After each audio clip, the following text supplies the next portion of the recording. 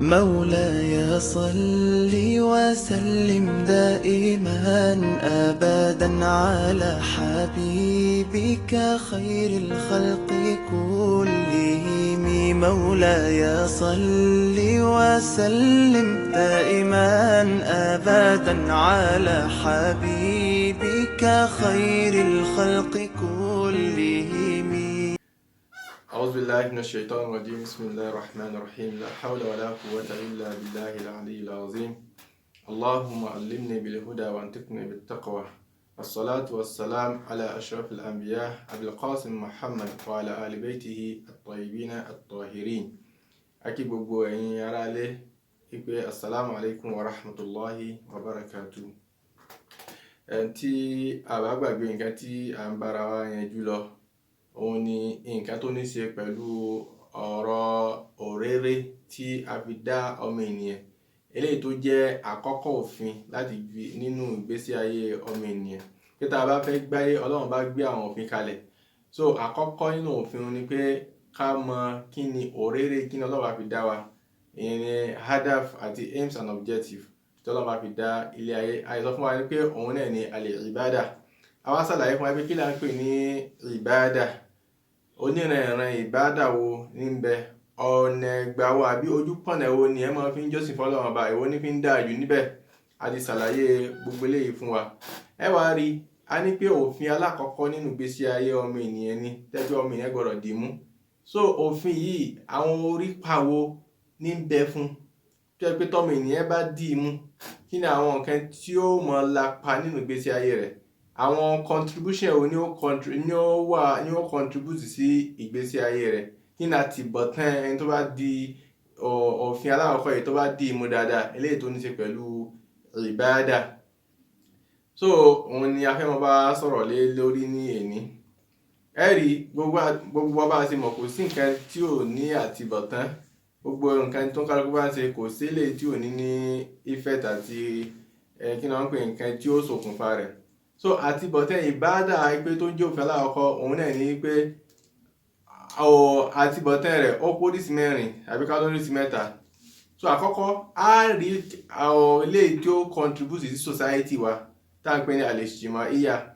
A rí eléyìí tí ó contribute sí ẹ̀mí wa tá ń pè ní ar-ruhiyya tàbí al-irfaniyya àbí al-ma'nawiyya. So a rí eléyìí tí ó pé yóò contribute sí personal issue ẹnìkọ̀ọ̀kan wa tó jẹ́ al-fardiyya. A sì rí eléyìí tí ó pé kí ni wọ́n pè ó ní í ṣe pẹ̀lú society bá a ṣe sọ. So àwọn ìbádà tọ́lọ̀ bá ní ká ṣe yìí fáǹfààní ara wa ni. So àwọn ara wa kí ni wọ́n pè ọ̀dọ̀ wa náà ni èso rẹ̀ yóò ṣe kí ni yóò padà wá.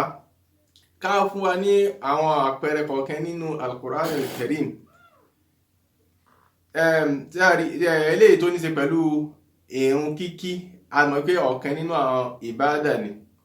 So ìrun kíkí yìí ó wá ní àwọn orípa onírànran tí máa ń ṣe nínú ìgbésí ayé ọmọ ènìyàn, tí máa ń ṣe ní àwùjọ ọmọ ènìyàn, tí máa ń ṣe ní ẹ̀mí ọmọ ènìyàn. Gbogbo bí ló ti ní orípa. Tá bá wo inú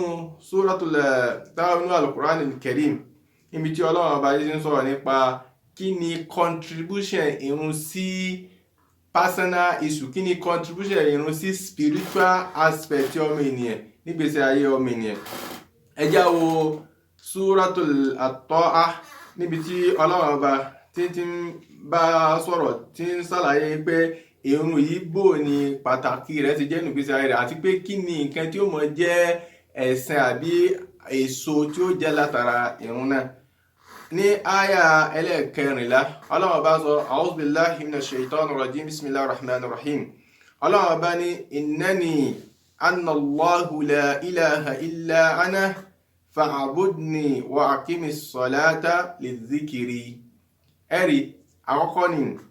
Ọlọ́run ọba ní dájúdájú èmi gẹ́gẹ́ ni Ọlọ́run ọba,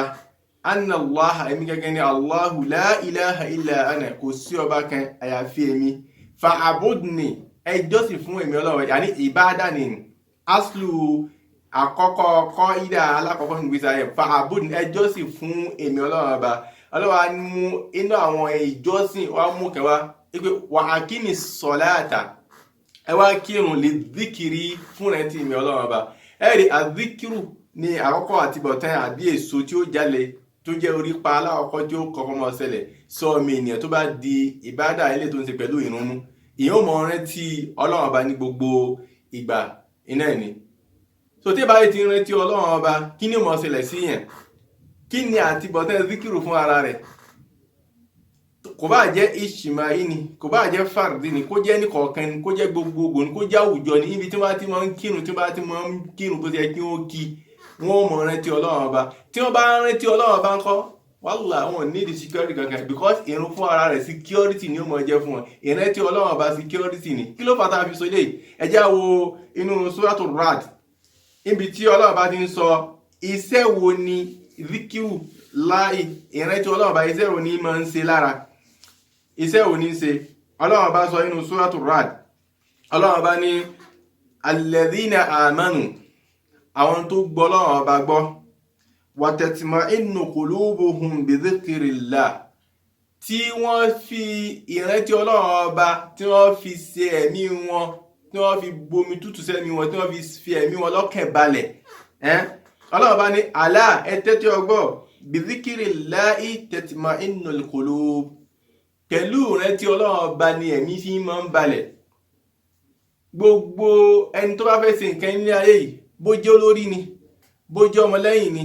ó jẹ́ ọ̀gá ni ó jẹ́ akẹ́kọ̀ọ́ ni tó yẹ pé gbogbo ìgbésẹ̀ àti nǹkan tí ń bá ń dáwọ́lé lórí pẹ̀lú ìrántí Ọlọ́run Ọba ní fi ń ṣe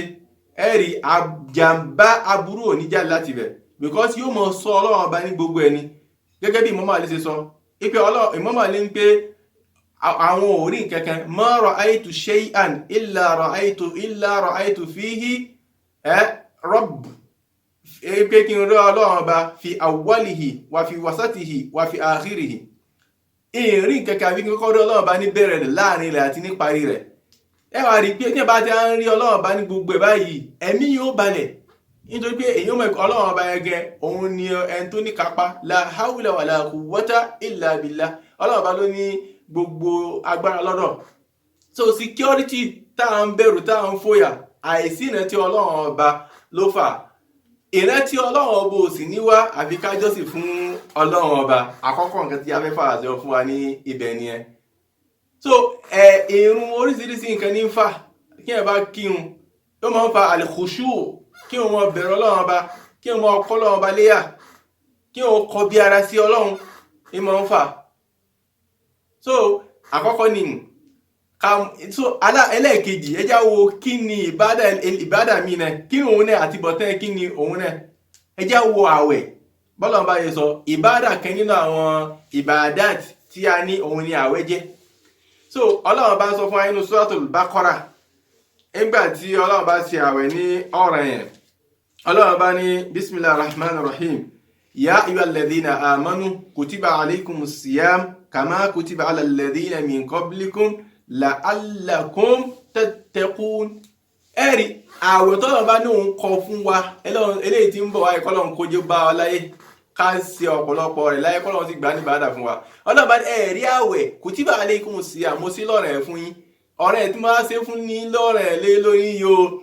kí ní àti bọ̀tẹ́ rẹ̀ kí ní èso tí ó wà láti bẹ̀ òun la'allakum tattaqun at-taqwa làwẹ̀ mọ́ ń fà àti bọ̀tẹ́ àwẹ̀ nìyí so ìbádà kan ni ara ìbádà mi náà ni azakat tá bá ń sọ̀rọ̀ nípa zaka gbogbo ayé ẹ̀rí kò sí country tẹ́ ti ní rí poverty khususan tá bá ń sọ̀rọ̀ nípa Africa wọ́n ní Africa o ipe kí ni wọ́n poor àwọn ipe l'Africa poor kí ló fà tí wọ́n fi sọ bẹ́ẹ̀ ok ká wá gbá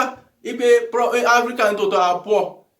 so kí ni wá ní ọ̀nà ẹgbà wo ni Islam fi elevate property ẹ̀rí zaka Ọlọ́run bá gbé kalẹ̀ àti bọ̀tẹ́ zaka òun ni kí ni poverty elevation ipe kí property mọ́ sí láwùjọ ìmọ́mà ní ẹnìkan òun ní ọkínà pé olóṣì kan àbí ẹni tí ò ní kan ebi ò ní máa pa ní ẹgbẹ́ rẹ̀ àyàfi kó yẹ pé olówó kan ló ti ṣe kí ló ti kó tiẹ̀ mọ́dọ̀ so Ọlọ́run bá yọ zaka fún wa pé ká mọ́ yọ zaka ká mọ́ yọ humus ní nítorí kíni nítorí kó bá lè mọ́ sí àwọn tálíkà mọ́ ni